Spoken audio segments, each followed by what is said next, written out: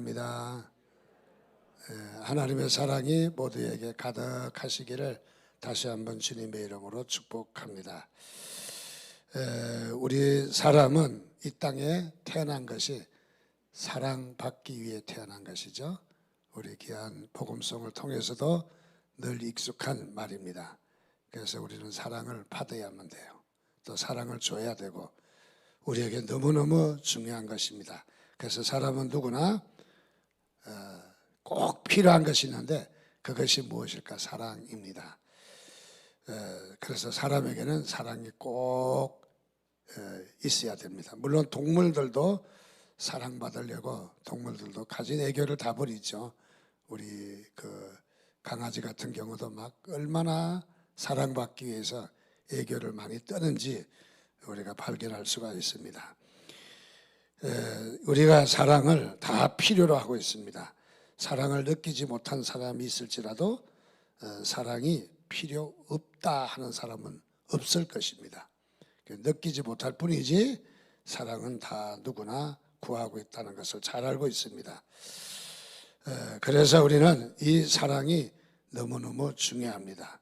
그래서 이 사랑을 자신 안에 채우기 위해서 우리 사람들은 가진 노력을 다 하고 있다는 거죠. 그래서 그 말을 심리학자들은 이렇게 말합니다. 애정 결핍증이다. 그렇게 말하죠. 그 말은 다시 말하면 자기에게 사랑이 충족되기를 원하는 것을 말해주고 있습니다. 또 당연한 것이고 우리에게는 무엇보다도 사랑이 충족이 되어야만이 우리가 정상적인 삶을 살 수가 있다. 또 하나님은 우리 가운데 그렇게 사랑을 채우기를 원하시는 것이 하나님의 뜻인 것을 우리는 잘 알고 있습니다. 그래서 사람들은 자신 안에 사랑을 채우고자 가진 수단과 방법을 다 동원합니다. 그래서 사랑을 채우려고 하는 발버둥 치는 모습을 우리가 몇 가지로 볼 수가 있는데, 첫째는 심리학자들의 의견입니다. 쟁취형이 있다는 거죠. 사랑을 쟁취하는 쟁취형이 있다. 이것은 사랑을 줄 사람에게 달라붙어서 매달려 있는 모습을 말해주는 것입니다. 그래서 사랑이 표현될 때까지 끈질기게 요구하는 사람, 자신 안에 사랑을 채우고자 쟁취형으로 이렇게 나가서 끈질기게 사랑을 요구한다라고 합니다. 이 말은 다른 말로 하면은 또 밀착형이다. 그렇게 말하기도 합니다. 사랑을 받을 대상자와 아주 가깝게 밀착돼 있다. 짝 달라붙어 있다. 그런 말이죠. 이 쟁취형 사람들은 대개가 자기 중심보다는 다른 사람 중심이죠. 왜냐하면 다른 사람으로부터 사랑을 공급받기 때문에 그래서 다른 사람 중심적으로 삶을 살아간다고 합니다. 이 쟁취형 사람들이 모여서 사는 가정, 어떤 가정은 이런 쟁취형의 사람들이 이렇게 가족 구성원들이 사랑을 쟁취형으로 다 구하고 있다. 그렇게 될 경우에는 그야말로 집안이 굉장히 이렇게 밀착형 집안이 된다고 그래요. 아주 그냥 짝 달라붙어 있는 집안이 되는데 다른 사람이 들어올 자리가 없다는 거죠. 이런 밀착형이 집안의 모든 사람들이 같은 유형으로 이렇게 자리 잡으면은 다른 사람들이 들어오기가 힘들다. 쉽게 이야기하면 뭐 사위라든지 며느리라든지 또 다른 사람이 이렇게 뭐 같이 같은 공간에서 이렇게 쓰기가 좀 힘들다. 왜냐하면 너무 밀착되어 있기 때문에 들어갈 틈새가 없다. 그렇게 말해주기도 합니다. 이 쟁취형은 감정을 중요시하기 때문에 한 사람이 기분 나쁘면 온 가족이 다 기분 나빠야 되고, 그래서 이런 사람들은 끊임없이 밀착해서 사랑을 요구하는 이런 유형의 사람들이 있다 하는 것을 말해줍니다. 두 번째는 자신 안에 사랑을 채우고자 하는데 또 이런 도피형이 있대요. 도피형은 무엇을 말하느냐? 사랑을 요구하다가 거절당하거나 또는 그 사랑에 대해서 상처를 많이 받았을 때, 그래서 그 사랑이 너무너무 자기를 아프게 한 거죠. 그래서 다시는 상처받지 않으리라. 상처를 받지 않기 위해서 도망을 간다는 거예요. 그래서 도피형이라고 해요. 도망을 간다. 즉 다시 말하면 사랑의 공급자와 사랑을 받는 수급자가 적당한 거리를 유지한다는 거죠. 그래서 이 적당한 거리를 유지하고 그리고 이 깊이 들어오지 않는다는 거예요. 자신도. 왜냐하면 거리를 띄어서 뒤로 물러난다는 거죠. 교회 안에도 그런 유형들이 가끔 있다는 거죠. 예를 들어서 열심히 잘하다가 다른 상대가 이렇게 자리를 들어오면은 자신은 헌신하지 아니하고 뒤로 물러나서 그래서 뒤로 쭉 빠진다는 얘기죠. 잘하다가도 물론 안 하기도 하겠지만은 잘하다가 뒤로 이렇게 쭉 물러나는, 그래서 겉에서 맴도는, 교회 가운데도 깊이 들어오지 못하고 맴도는 그런 모습이 있다는 거죠. 그래서 우리는 이 거꾸로 해서 우리가 신앙생활에 맴돌고 주위만 맴도는 형이 맴도는 것이 무엇일까? 우리가 진단할 수 있는 거죠. 우리 스스로 무엇이 잘못됐는가 하는 것을 알 수 있는 부분이기도 합니다. 자, 그래서 도피형은 거리 유지형이다, 그렇게 말하기도 합니다. 이들의 특징은 감정을 숨기는 일에 있다. 우리 그리스도인들의 교제 중에 하나가 우리 신앙의 중요한 부분 중에 하나가 교제인데, 이 교제가 무엇입니까? 사실은 교제함으로 서로가 풍성해지거든요. 교제함으로 서로가 치유가 되어지거든요. 교제함으로 우리는 더 영적인 깊이 있는 그런 삶을 우리가 살 수 있습니다. 그런데 대체적으로 이런 도피형은 다른 사람으로부터 자신을 방어하려고 그래서 자신을 그 어떤 선을 그어서 그 선 경계선을 이렇게 무너뜨리면은 자신은 빠지는 경우, 그런 경우들이 많이 있게 된다는 거죠. 그래서 자신의 마음의 선을 딱 그리고 자신을 방어하며 움츠리고 있다 하는 것을 말해주고 있는 것이죠. 그래서 우리의 신앙생활에도 이런 도피형이 신앙의 깊이를 갖지 못하는, 늘 경계만 하는, 그러다가 우리에게 은혜를 깊이 받지 못하는 그런 경우도 있을 수 있다 하는 것을 말해줍니다. 세 번째는 사랑을 어떻게 채우려고 하느냐 하면 혼돈형이 있대요. 혼돈형. 이것은 있어야 될 때 없고 없어야 될 때 있고 아주 그야말로 혼돈하는 그런 모습입니다. 붙어야 할 때는 떨어지고 또 떨어져야 할 때는 붙는, 역행하는 스타일이죠. 부정적인 스타일이죠. 또 다른 말로 하면 헷갈리는 형이죠. 그래서 어떻게 해야 될지, 어떻게 접촉해야 될지, 어떻게 관계를 해야 될지 알기가 참 어려운 바로 그런 형이라는 거죠. 반대급부형이라고도 하고, 대체적으로 이런 혼돈형은 자신의 이익을 쫓아서 결정을 짓는, 그리고 당을 짓는, 또는 이 대체적으로 범죄인들이 많이 갖는 형이 바로 혼돈형이다, 이런 모습을 보여주는 것입니다. 혼돈형은 매우 위험하죠. 혼돈형은 그야말로 좋지 않은 결과를 가져오게 되는 이런 일들이 많이 있게 됩니다. 네 번째는 안정형이 있다는 거예요. 안정형. 말만 들어도 안정된 것 같습니다. 이 넷째의 안정형은 혼돈형과 반대가 돼서 붙어야 될 때 붙고 떨어져야 될 때 떨어지는 형이죠. 그러니까 아주 좋은 형이죠. 그래서 많은 학자들이 안정형은 대체적으로 사람들이 좀 부족하다, 없다.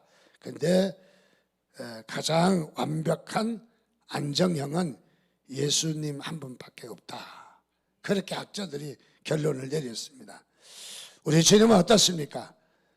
우리 주님은 이 땅에 인간의 몸을 입고 오셨지만은 그분의 삶과 그분의 성품과 그분의 속성이 안정되어 있는 것을 잘 봅니다.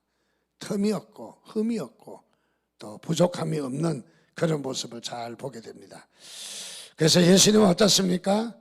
무리 가운데도 계셨고 또 무리 가운데도 적응을 잘 하셨고 물론 바리새인과 서기관들하고는 대칭이 되는 그런 모습이 많이 있기는 했지만은 그러나 언제 어디서나 보면은 그런 홀로도 계셨고 무리 가운데도 계셨고 또 더 나가서 언제든지 무리나 사람들이 찾아올 때도 넉넉한 마음으로 대해 주셨고 따뜻한 사랑을 베푸셨던 우리 주님의 모습입니다. 그래서 우리 주님은 어린아이가 이 제자들의 틈을 비집고 들어와 예수님을 보겠다고 할 때에도 제자들은 어린아이를 쫓아버렸고 뒤로 물러냈지만은 어린아이들에게 사랑을 베푸셨던 우리 주님의 모습을 잘 발견할 수 있습니다. 즉 다시 말하면 인간의 몸을 입고 오신 우리 주님이신데 안정형의 사람이다. 참으로 사랑이 풍성하신 분이시다. 사랑이 그야말로 넉넉하신 분이시다. 부족함이 없는 그런 사랑을 가지고 계신 분이시다 하는 것을 잘 볼 수 있는 부분입니다. 그래서 우리 주님은 항상 그 사람들의 변화에 마음을 두지 않았습니다. 사람들은 마음이 이렇게 잘 변하잖아요. 조석으로도 변하고 이런 변화에 거기에 마음을 두지 않았어요. 그리고 필요에 따라 이용하고 필요에 따라 버리는 세상 기준과 또는 질서와 이런 곳에 기준에다 마음을 두지 않았다는 거죠. 이런 데 마음을 두면은 역시 우리는 기대치가 무너지기 때문에 우리는 사랑에 또한 상처를 받아 사랑의 흡족함을 누릴 수 없다 하는 것을 말해주고 있습니다. 그래서 우리 예수님은 그분의 사랑을 어디에다 두냐면 하나님 안에 있기를 원하셨습니다. 하나님 안에. 그래서 하나님이 또 자기 안에 가득해지기를 원했고 자신이 하나님 안에 거하기를 원하셨습니다. 그래서 우리 이 사람의 몸을 입고 오신 우리 예수님은 바로 하나님 안에 하나님 안에서 거하기를 원하셨으며 자신 안에도 항상 하나님이 내주하시는 하나님이 충만히 거하시는 그런 삶을 살았던 것을 발견합니다. 이 상태가 바로 무엇이냐면 하나님 사랑으로 가득한 상태. 이 상태가 자존감이 풍성해지는 상태라는 거죠. 우리는 자존심하고는 다르죠. 자존감이 있는데 이 자존감이 풍성하게 되는 상태. 우리도 이 땅에 살면서 바로 그런 삶을 살아야 되겠죠. 자존감이 풍성한 우리가 사랑의 결핍증, 애정 결핍증이 있으면 또 다른 우리가 상대방하고 삶이 매끄럽지를 못하고 그리고 항상 거칠고 또 원한을 사게 되고 또 좋지 않는 관계가 계속해서 상처와 상처를 꼬리를 무는 이런 일로 살아가지만은 우리 주님은 바로 인간적인 그 모습 가운데도 자존감이 풍성했다. 자존감이 있었다. 자, 자존감이 나약해질 때 나타나는 현상들이죠. 그것은 뭐냐면 자신의 정체성을 남에게다 두는 거죠. 그래서 자존감이 약하면은 남이 어떻게 볼까? 남이 어떻게 생각할까? 물론 어느 정도 필요하기는 합니다. 그래서 모든 기준을 남에게다 둡니다. 그래서 남의 시선을 많이 의식을 하다 보니까 그야말로 자존감에 늘 불안하고 늘 이렇게 안정된 삶을 살아가지 못하는 것이죠. 우리의 자존감을 자신에게도 어느 정도 둬야 되겠지만은 우리 신앙이 아닌 사회에서는 자존감을 자신에게 둬야 된다라고 이야기를 하죠. 어느 정도 필요한 말입니다. 일리는 있는 말입니다. 그러나 더 중요한 것은 우리의 자존감은 어디에다 둬야 되느냐? 하나님에게 둬야 된다는 거죠. 우리가 하나님으로 말미암아 우리의 모든 기준은 어디에 있어요? 하나님 보고 해야 돼요. 하나님 보고. 하나님을 등지거나 하나님을 떠나거나 하나님 밖에서의 삶은 우리가 또 다른 문제를 낳게 되고 우리가 안정할 수 없다는 것이죠. 그래서 우리는 이 자존감의 우리의 기반은 어디에다 두느냐? 하나님에게 둬야 된다. 하나님 앞에 부끄러움이 없다면 되는 거예요. 예를 들어서 다른 사람이 나를 오해할 수도 있잖아요. 또 좋지 않는 평가를 할 수도 있잖아요. 우리는 모든 사람에게 다 좋은 평가를 얻을 수 없어요. 우리는요. 왜냐하면 우리는 죄인이고 우리는 부족하기 때문에 그렇다고 해서 망나니로 살아가도 된다 그 말은 아닌 거죠. 자, 우리가 이 땅을 살아갈 때 다 모든 사람으로부터 좋은 평가를 들을 수는 없다는 것은 여당은 당연히 야당의 공격을 당해야 돼요. 만약에 야당의 공격을 당하지 않는 여당이라면 그건 잘못된 여당이죠. 야당이겠죠. 야당도 마찬가지예요. 여당으로부터 공격을 당해야 돼요. 싸우면서 큰다. 우리 어렸을 때 그런 말을 했는데 정치도 정당 정치잖아요. 우리나라의 정치가 정당 정치는 개인이 싸우면 안 되니까 단체로 정당으로 싸워서 싸우는 과정에서 이게 어떻게 보면 싸움이 아니라 토론이죠. 토론의 과정에서 잘 어떤 그 결론을 얻어내는 그런 정치의 구조를 가지고 있습니다. 그러니까 여당 야당 싸우는 거는 지극히 당연한 거예요. 자, 그래서 우리는 그야말로 우리가 하나님 앞에 하나님이 기준이 되어서 우리가 하나님 앞에 떳떳하면은 우리가 하나님 앞에 우리가 성실하게 했다면은 우리는 다소 욕먹어도 괜찮다는 거죠. 왜냐하면 우리는 방해꾼 사탄에 욕먹는 게 당연하거든요. 우리는 세상 기준에서의 욕먹는 것이 당연한 거죠. 세상 기준으로 욕을 먹지 않는다면 세상 편이죠. 우리 세상에 적을 두고 기준을 두고 살아가는 존재가 되겠죠, 바로. 자, 그래서 우리는 우리의 기준은 항상 어디냐? 하나님이다. 여러분, 하나님께 기준을 두시고 기반을 두시기를 주님의 이름으로 축원드립니다. 항상 우리는 무엇을 하든지 사역을 하든지 또는 우리가 양심에 부끄럽지 않는 일을 기준이 뭐냐? 하나님께 부끄럽지 않으면 되는 거예요. 하나님. 그래서 우리는 늘 기준을 하나님의 기준이어야 한다 하는 것을 여러분 다시 한번 명심하시기를 주님의 이름으로 축원드립니다. 예수님은 제자들에게 좀 섭섭한 마음이 드셨는가 이런 말씀을 하셨습니다. 요한복음 16장 32절 말씀에 보니까 보라 너희가 다 각각 제 곳으로 흩어지고 나를 혼자 둘 때가 오나니 벌써 왔도다. 그러나 내가 혼자 있는 것이 아니라 아버지께서 나와 함께 계시느니라. 제자들이 다 떠나가고 혼자 둘 때가 온대요. 우리 예수님을 혼자 둘 때가 온대요. 섭섭해서 하시는 말씀은 아니죠.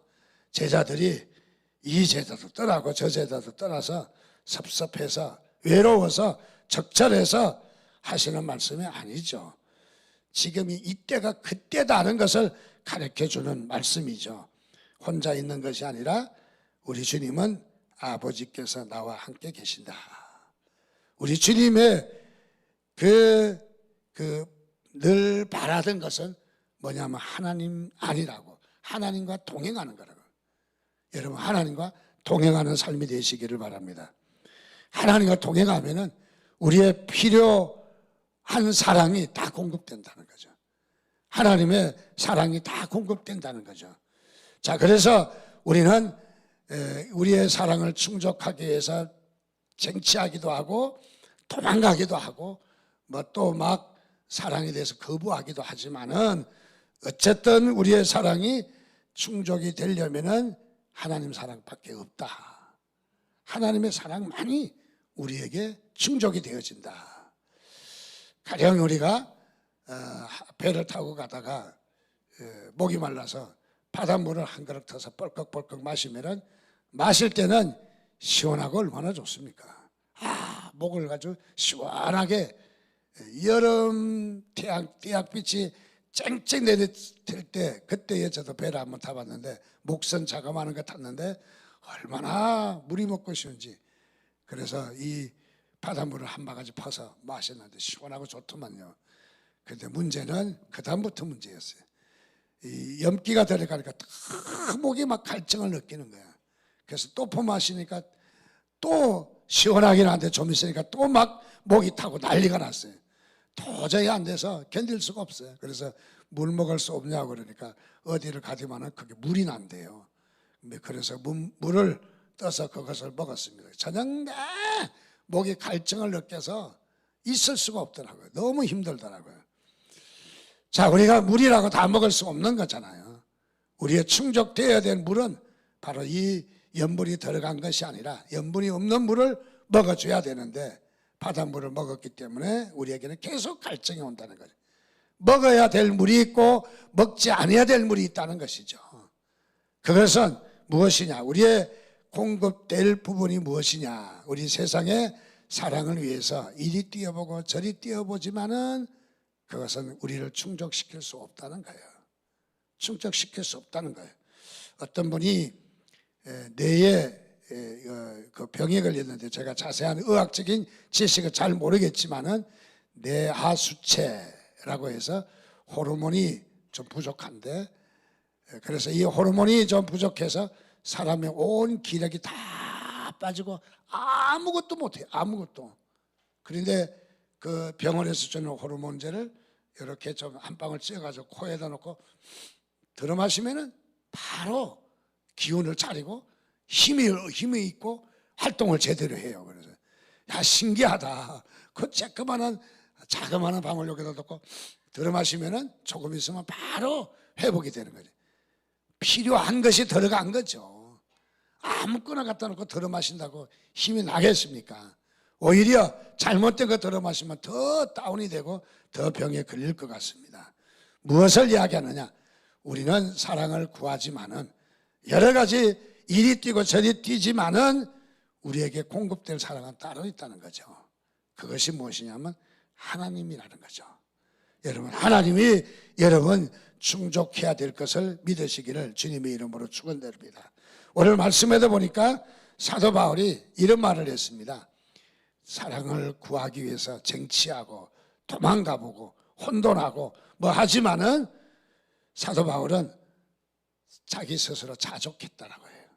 그래서 나는 자족하기를 배웠다라고 말합니다. 오늘 말씀을 보면 사도 바울이 자신은 어떤 유형인지 잘 말해주고 있습니다. 오늘 본문의 말씀을 잘못 보면은 우리가 잘못 해석할 수도 있습니다. 특별히 오늘 말씀은 내게 능력 주시는 자 안에서 내가 모든 것을 할 수 있다. 모든 것을 할 수 있다. 불가능은 없다. 하면 된다. 이렇게 말씀을 해석하면은 우리가 성경을 잘못 해석하는 거죠. 이것은 어떤 능력이나 어떤 우리에게 성공이나 힘이 우리에게 더해지는 그런 말씀은 아니잖아요. 이 말씀은 무슨 말씀입니까? 관계를 이야기하는 거죠. 관계. 어떤 관계인가요? 그것은 사도 바울은 풍부에 처할 줄도 알고 또 배부름과 배고픔과 풍부와 궁핍에도 다 일체의 비결을 배웠다. 이런 것 때문에 사람을 다 다르게 평가하고 또 이것 때문에 관계가 어려워지고 그런 것이 아니라는 거죠. 이 모든 것은 이럴지라도 다 포용할 수 있다. 다 수용할 수 있다. 다 괜찮다는 거죠. 우리 아름다운 우리 공동체, 우리 교회는 아름다운 공동체인데 교회의 가장 중요한 것은 포용력입니다. 바로 우리 교회가 포용할 수 있느냐, 교회는 내 마음에 꼭 드는 사람만 올까요? 그렇지 않습니다. 나하고 정 반대되는 사람도 들어옵니다. 그러면은 스타일이 다르기 때문에 다른 교회 가십시오. 그래야 되나요? 아닌 거죠. 그들을 포용할 수 있는 포용력이 중요해요. 그 포용력이 있다는 것은 무엇을 말하냐면 자족하는 삶을 살고 있다는 거죠. 자기가 자족한 삶을. 자, 오늘 사도 바울은 바로 그것을 이야기합니다. 자기는 어떤 처지에 있든지 괜찮다는 거예요. 시험에 안 된다는 거예요. 어떤 처지에 까칠한 사람도 다 포용할 수 있다는 거예요. 다 그들을 수용할 수 있다 하는 것을 말해주고 있습니다. 그래서 바울은 자신을 소개하기를 자족형으로 소개하고 있다. 사실은 따지고 보면은 사도 바울은 처음에는 자족형이 아니었어요.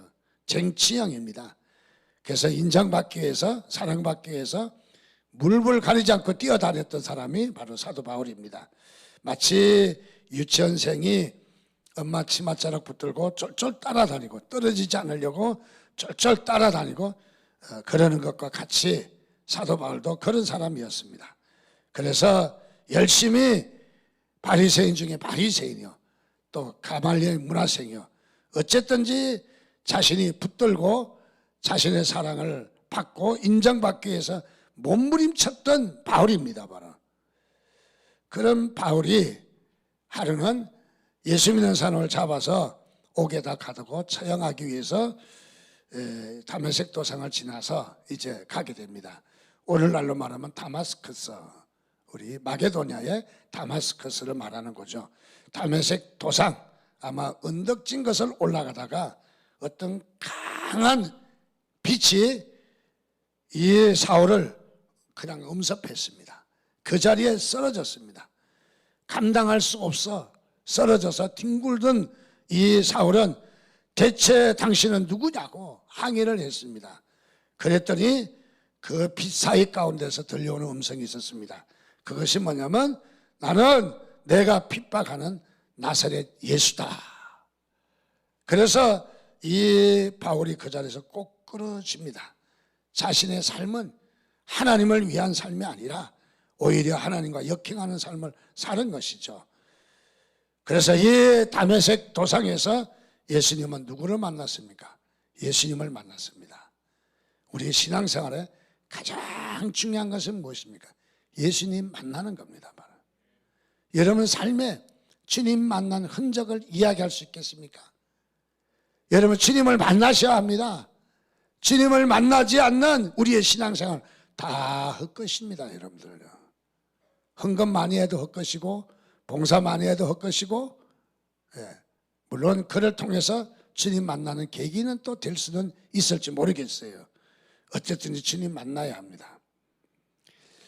저는 교회 생활을 어렸을 때는 성경학교 할 때 강냉이 튀긴 거 주니까 사실 교회 갔고, 그러다 또 뭐 별로 이렇게 또 재미있지 않은 것 같아서 별로 안 갔고, 그래서 대충 몇 번 갔던 일이 생각이 나고, 또 누가 강력하게 끌으면 또 몇 번 갔다가 또 그만두고 그런 신앙생활을 했습니다. 그러던 중에 73년 3월 1일 이 서울에서, 저는 대전에서 학교를 다녔는데 서울에서 CCC에서 훈련이 있다 해서 뭔지 모르고 왔어요. 사실은요. 하여간 교회 개통이겠다 하는 것을 했지만은 CCC가 뭔지 몰랐습니다. 그래서 3월 1일 날 같이 한 그룹으로 한 20명 정도 한 그룹이 있었던 서울의 학생들은 다 학교 3.1절 행사 때문에 다 갔고, 지방에서 온 머저리 같은 애들만 남아서 이제 마지막 날 집회를 하고 이제 밥 먹고 헤어지는 거예요. 그래서 마지막 날 집회를 점심 먹기 전에 하는데 CCC의 김중우 목사님의 설교에 아주 놀라운 변화가 일어났습니다. 제 신경에 주님을 만나는 역사가 일어났습니다. 제 신경에 예수 그리스도를 나의 주, 나의 하나님으로 모셔야 되니는 바로 그런 일이 벌어졌습니다. 그때부터 하나님이 저에게 말씀하셨고, 저에게 내주하셨고, 저에게 항상 동행하시는 것을 느낄 수가 있었고, 그때부터 지금까지 신앙생활 떨어지지 않고 딱 한 번인가 결석한 것 같아요. 주일날. 그리고 한 번도 주일, 물론 군대 가서 빼먹은 거는 있죠. 그래서 이 한 번도 빠지지 않고 이 신앙생활을 했던 것을 기억할 수가 있습니다. 무엇입니까? 주님을 만나야 합니다. 여러분, 주님 만나는 길밖에 없어요. 우리 인생이 꼭 필요한 것이 무엇일까? 사랑 맞습니다. 그러나 더 우리에게 직접적으로 말한다면 예수를 만나야 합니다. 예수를 만나는 것이 우리의 삶에 너무너무 중요한 것입니다. 바로 우리의 삶에 예수를 만나지 않는다면 우리의 삶은 불행한 삶이에요. 차라리 태어나지 않았으면 좋을 뻔했다. 그런 말씀이 있잖아요. 가룟 유다를 향해서 하신 말씀인데, 우리가 예수를 만나지 못한다면 참으로 이 땅에 태어난 것이 불행한 거예요. 태어난 것이 불행한 거예요. 여러분, 이 땅에 태어나서 우리 육신의 몸을 가지고 존재한다면 반드시 결투하시기 바랍니다. 반드시 이것을 결론 내셔야 돼요. 예수 발견하는 거예요. 예수를 만나셔야 되는 거예요. 여러분, 믿으시면 아멘 하시기 바랍니다. 예수를 꼭 만나야 합니다. 예수를 만나지 않으면 우리에게 아무리 사랑으로 대치하려고 해도 대치가 되지 않아요. 자, 그래서 이 사도 바울은 예수를 만남으로 말미암아 그의 생각이 완전히 뒤집어졌습니다. 완전히 바뀌게 됐습니다. 아마 처음에는 이런 마음이 좀 들었던 것 같아요. 사도 바울의 마음속에 가슴이 좀 텅 빈 그런 마음이 들었던 것 같아요. 주님을 만났을 때 처음에는 아직 적응이 잘 되지 않아서 그럴 수도 있습니다. 바로 그래서 텅 빈 마음이 아마 있었던 것 같습니다. 그리고 사람들을 아주 이렇게 어떻게 대해야 될지를 잘 모르는 아마 그런 마음이 있었던 것 같아요. 그래서 사도 바울은 그 길로 아라비아 광야로 3년 동안 가게 됩니다. 그래서 광야에서 3년 동안 은둔 생활을 합니다. 현실을 도피했습니다. 어쩌면은 그런 도피형이 돼버리고 말았던 것이 아닌가 그런 생각도 같습니다. 자, 그런 은둔 생활을 통해서 자신의 존재를 다시 한번 확인하려고 했습니다. 족보, 가문, 학력, 재산, 지위 등으로 자신의 모습을 채우려고 해봤습니다. 그러나 모든 것이 다 헛되다. 그래서 이 전도서는 헛되고 헛되니 헛되고 헛되도다. 그래서 그 말씀처럼 사도 바울은 이 모든 노력이 다 헛것인 것을 깨닫게 됩니다. 그리고 이것을 어떻게 하기로 결정을 했습니까? 배설물로 여겼다. 배설물로, 버려질 물건으로 여겼다. 배설물로 여겼다. 무엇을 이야기합니까? 아라비아 광야에서 바울은 새로운 인생의 길을 다시 한번 잘 정돈되는 모습입니다. 그것은 무엇입니까? 바울은 아라비아 3년을 통해서 자신의 빈 마음에 하나님의 말씀이 펼쳐졌다는 거죠. 하나님의 말씀이 눈에 들어왔다는 거죠. 그래서 하나님의 말씀을 들었습니다. 하나님의 말씀을 읽었습니다. 자기가 보기에도 실패한 인생이었고 세상 기준으로 보면 다시 출발할 수 없는 그런 형편이었지만은 하나님의 말씀을 읽으며 하나님의 말씀을 묵상하며 하나님의 말씀을 되짚어 보니까 그의 마음에 놀라운 바로 양식이 채워지게 되었습니다. 그의 마음속에 자리 잡은 것은 무엇입니까? 바로 그것은 다름이 아니라 예수 그리스도이십니다. 말씀을 통해서 십자가를 보게 되었습니다. 바로 십자가를 보게 되었고 그 십자가를 통해서 무엇을 보게 되냐면 우리 주님의 부활하심을 보게 되었습니다. 그래서 이 바울은 이 예수님의 십자가 사건과 부활 사건이 그의 인생을 그야말로 송두리째 그야말로 그를 만졌습니다. 그래서 이 바울은 십자가의 복음을 깨닫게 되었어요. 그리고 이 부활의 이 놀라운 체험을 하게 되었습니다.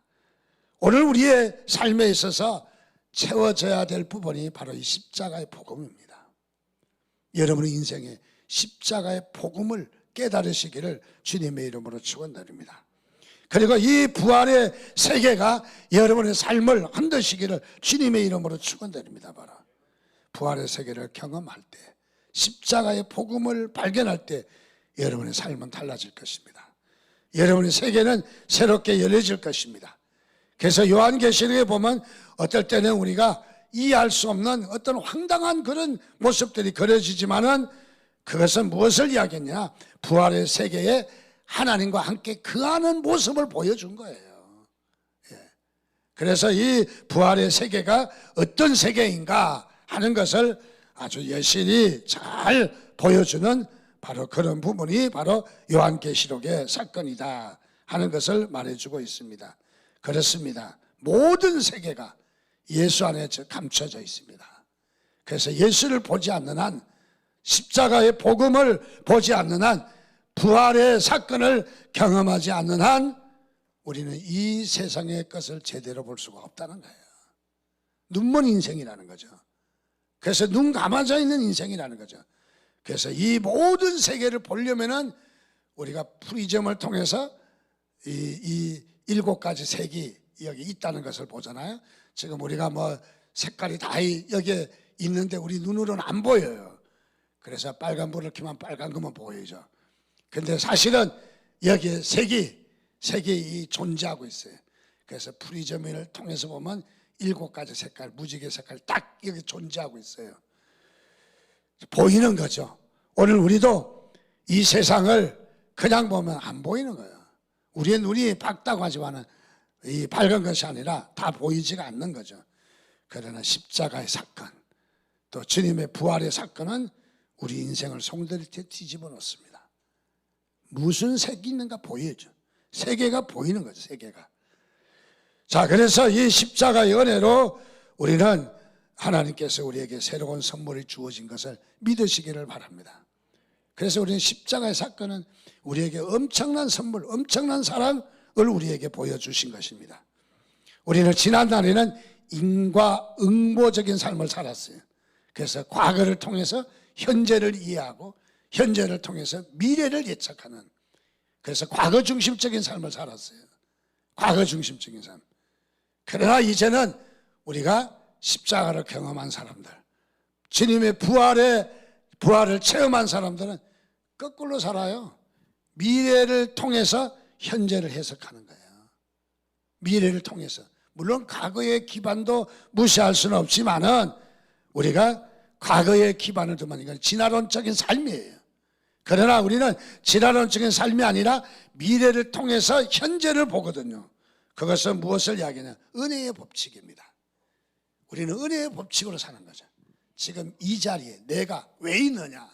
지금 나는 어떤 존재냐? 나는 무엇이냐? 과거로부터 이렇게 태어나 이렇게 성장하고 이런 과정을 거쳐서 이런 공부를 하고 이런 기술의 자격증을 따고 이런 운동을 했고 어쩌고 뭐 해석하는 것이 아니라 우리는 과거 지향주의가 아니라 미래 지향주의. 미래를 통해서 내가 어떤 존재인가를 알게 되는 거예요. 여러분, 천국의 주님과 동행할 존재인 것을 믿으시기 바랍니다. 그래서 그 십자가의 사건으로, 부활의 사건으로 나를 볼 때 내가 지금 이것이 무엇인지, 현재의 내가 이 자리에 있는 것이 무엇인지, 어떤 존재인지, 어떤 사명이 있는지, 어떤 하나님의 뜻이 있는지, 어떤 하나님의 계획이 있는지, 비록 부족하고 연약하고 무능하지만은 그러나 하나님께서 우리에게 당당하게 우리에게 지금 요청하시는 것이 하나님의 놀라운 뜻이 있는 거죠. 그래서 우리는 지금 이 삶이 이제는 허탄한 삶이 아닌 거예요. 버려진 삶이 아니라 실패의 삶이 아니라는 거예요. 여러분, 과거에 상처가 있었고 과거에 아픔이 있었고 과거에 여러분들의 좋지 않은 흔적이 있었지만은 이제는 그 존재가 아니라는 거예요. 세상은 어떻습니까? 그 존재로 나를 묶어버립니다. 그래서 좀 뭔가 기지개를 펴고 일어나려고 하면 야, 네가 뭘 일어나? 너 이런 존재잖아. 마귀는 고발합니다. 그래서 어디에서 과거의 존재를 잘 뒤적거립니까? 동창회 가면 전 동창회를 가본 적이 없어요. 저는요. 우리 친구 하나가 전화가 왔어요. 야, 동창회 한번 우리 촌놈들이 서울에 사는 애들이 많은데 모인다는데 가보자. 그래서 나는 안 가. 그러니까 자기 혼자 간대요. 갔더니 다시는 안 간다는 거. 그래. 전화가 왔어요. 그래. 왜 안 가냐 물으니까 세상에 갔더니 그래도 목사라고. 그 친구를 아주 큰 교회 목사거든. 한 3,000명 되는 교회 목사인데 늘 어떻게 길들여졌냐면 목사님 안녕하십니까? 말 놓고 하는 사람이 없잖아요. 온 교인들이 목사님 잘 할아버지가 나타 목사님 잘 계셨습니까? 다 이렇게 예의 바르게 교제를 하는데 동창들 만나니까 제일 먼저 뒤통수를 탁 치기만은 자식아 너 옛날에 학교 다닐 때 어떻게 했잖아. 학교 다닐 때 코찔찔 흘리고 학교 다닐 때 맨날 숙제 안에 가서 혼나고 다 알고 있는 애들이 고발하잖아요. 그렇게 재미가 없는 거예요. 가니까 뒤통수도 맞죠. 이 자식 저 자식 하죠. 그래서 안 가겠대. 그래서 나는 처음부터 안 갔어. 그러니까 그 이후로 일체 안 가요. 이 친구들 아예 전화 와도 동창들을 잘 안 만나려고 그래요. 자, 어떻습니까? 우리 세상은 사람들은 우리 과거의 것으로 해석하려고 하잖아요. 그래 해석하려고 하면 어떻게? 덜컥 걸리는 거예요. 아이고 또 걸려요. 또 약점에 또 걸려요. 부딪혀요. 그런데 우리 주님은 다 씻으시고 우리를 어떻게 하셨어요? 미래에서부터 너는 어떤 존재다? 하나님의 자녀다. 너는 하나님의 백성이다. 너는 천국 백성이다. 내가 너를 쓰겠다. 너를 어떻게 쓰겠다? 그래서 하나님께서 우리에게 사명을 주셔요. 비록 보잘것없지만은 하나님께서 큰 역사를 이루셔요. 최근에 우리 교회에 어떤 분이 전도를 하려고 불이 붙었어요. 의왕역에 가서 지금 2주째 나가서 전도를 했는데 한 번 나갈 때마다 한 사람씩 전도했어요. 아니 세상에 요즘 세상에도 전도가 되어지나? 할 정도로 의심스럽잖아요. 왜냐하면 코로나 때문에 사람 접촉이 안 되잖아요. 근데 두 분이 전도가 결실을 얻었어요. 야, 되네. 돼. 안 되는 것이 아니죠. 된다는 거죠. 자, 그렇습니다. 하나님께서 우리에게 보잘것없는 것 같지만 엄청난 일을 하시는 것이죠. 엄청난 일을. 세상을 뒤집어 놓고 생명을 구하고 영생을 얻게 하고 하나님의 백성을 되찾는 일을 하는 놀라운 일들이 이루어지는 것을 발견합니다. 자, 그렇습니다. 그런 바울이 이제 바울이 변해서 고향 땅에 가서 좀 쉬고 있습니다. 은혜를 받았는데 아직 일을 아직 뭐냐면은 옛날 유대교에 젖어 있었기 때문에 아직 일할 수 있는 환경이 안 된 것 같아요. 그래서 고향에 가서 시골에서 쉬고 있습니다. 그랬더니 성령의 사람 바나바가 이 사울을 찾으러 갑니다. 이 바울의 고향집 길기리아 다소에 묵고 있는 바울을 찾아갑니다. 그리고 설득합니다. 그리고 안디옥 교회로 갑니다. 1년 동안 안디옥 교회에 가서 사역을 가르칩니다. 인격적인 교제를 하면서 믿음 안에서 바울을 잘 소개하며 사역하게 하십니다. 그러고 나서 바울을 선교사로 파송하는 엄청난 일이 벌어지게 됩니다. 그래서 바울은 이제는 사울이 아니라 바울이 되었고 바울의 모습이 오늘 말씀에서 잘 찾아볼 수 있는 대목이 나옵니다. 그는 어떻습니까? 오늘 말씀에서 보면은 인격적인 교제를 합니다. 4장 12절 말씀에 보니까 나는 비천에 처할 줄도 알고 풍부에 처할 줄도 알아. 모든 일 곧 배부름과 배고픔과 풍부와 궁핍에도 처할 줄 아는, 여기 가장 핵심적인 처할 줄 아는 일체의 비결을 배웠노라. 어느 곳에나 다 융화하고 포용하고 수용하고 어떤 어려움도 거기에 넘어지지 않고 까칠하다 또는 어떤 우리를 공격해도 넘어지지 않고 그저 돈이 있으나 없으나 이렇게 일체의 비결을 이 모습을 발견할 수 있습니다. 이 어떻습니까? 바울은 한마디로 얘기하면 자족한 사람만이 나타날 수 있는 징조가 나타납니다. 그것은 무엇이냐면 빌립보서 4장 14절에서 19절 말씀해 보니까 중간 부분에 보면은 데살로니가 있을 때에도 너희가 한두 번 나의 쓸 것을 보내었도다. 내가 선물을 구함이 아니요 오직 너희에게 유익하도록 과실이 번성하기를 구함이라. 내게는 모든 것이 있고 또한 풍부한지라. 에바브로 디도편에 너희의 준 것을 받음으로 내가 풍족하니 이는 받으실 만한 향기로운 제물이요 하나님을 기쁘시게 한 것이라. 무엇을 이야기합니까? 바울이 전에 까칠할 때는요 잘 받지도 않고 잘 주지도 않았어요. 아주 찔려도 피 한 방울 안 나는 그런 사람이었어요. 그런데 지금은 얼마나 유해졌는데 보십시오. 공급자가 수급자가 되고 수급자가 공급자가 돼서 얼마나 유한 모습인가를 발견합니다. 참 유하죠. 여러분 교회 생활은 이렇게 유하게 해야 돼요. 하나님은 그러기를 바라요. 또 그런 성도가 되기를 바랍니다. 데살로니가 교회에서 보내준, 빌립보 교회에서 보내준 물질, 에바브로 디도편에 보내준 여러 가지 물질과 여러 가지 편리한 것, 전에 같으면 전혀 받지 않았어요. 왜? 까칠한 사람이라.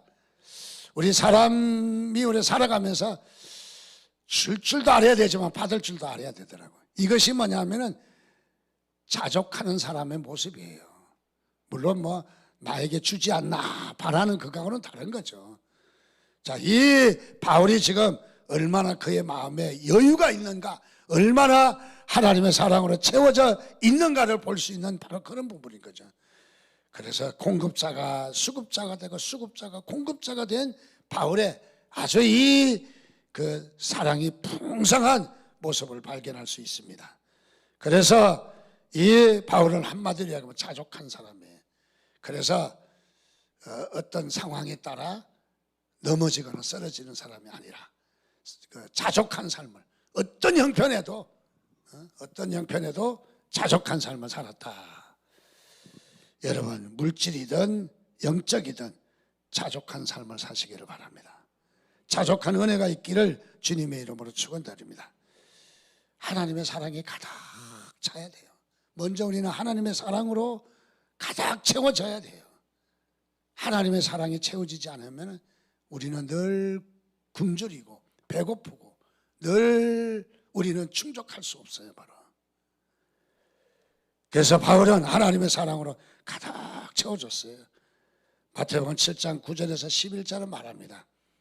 누가 아비한테 생선을 달라면 뱀을 주고 떡을 달라면 전갈을 주겠느냐. 육신의 아버지도 좋은 것을 줄 줄 알걸며 하물며 하늘에 계신 너희 아버지일까 보냐. 그러므로 너희는 무엇을 먹을까, 무엇을 입을까, 무엇을 마실까 염려하지 말라. 하늘의 아버지, 너희 아버지는 내게 필요한 것을 구하기 전에 내 필요를 아신다. 하나님은 어떤 하나님이다? 생선을 달라면 뱀을 주고, 뱀을 주면 얼마나 기겁을 하겠어요. 떡을 달라면 정갈을 주고 똘떡이를 주고 막 그러면 얼마나 이 아버지가 막 얼마나 참 무식하고 얼마나 이거 힘들겠어요. 그런 아버지가 아니잖아요. 육신의 아버지도 안 그런데 하나님 아버지는 더 말할 것 없다는 거예요. 한마디로 얘기하면 우리 하나님은 좋은 것 주시는 하나님이시다. 좋은 것 주시는 하나님이시다. 오늘 그 하나님이 여러분의 하나님이십니다. 오늘도 그 하나님이 여러분에게 풍성한 사랑을 공급해 주실 줄 믿습니다. 그래서 하나님의 사랑이 충족되어야 돼요. 우리 하나님의 사랑으로 충족되지 않으면 우리는 정상적인 삶을 살 수가 없어요. 그래서 하나님의 사랑을 오늘도 구하시고 그 사랑으로 오늘도 충족하셔서 그야말로 부드러운 유한 여유가 있는 채워진 자의 삶을 사시기를 주님의 이름으로 축원드립니다. 같이 기도하겠습니다. 우리 하나님 앞에 같이 기도할 것은 바울처럼 오늘 하나님은 우리에게 자족한 삶을 살기를 원하십니다. 자족함을 배웠다고 말합니다. 우리는 자족함을 느껴야 되고 자족한 삶을 살아야 됩니다. 우리는 빈곤한 삶을, 우리는 부유한 삶을 살아야지. 배고픈 삶을 살면은 늘 짜증이에요. 늘 관계가 좋지 않아요. 늘 우리가 풍성할 수 없어요. 오늘도 우리가 하나님이 주시는 우리의 풍성함, 자족함이 여러분 삶에 넘치시기를 주님의 이름으로 축원드립니다. 우리 그를 위해서 우리 함께 같이 주여 한번 부르짖고 기도하겠습니다. 주여.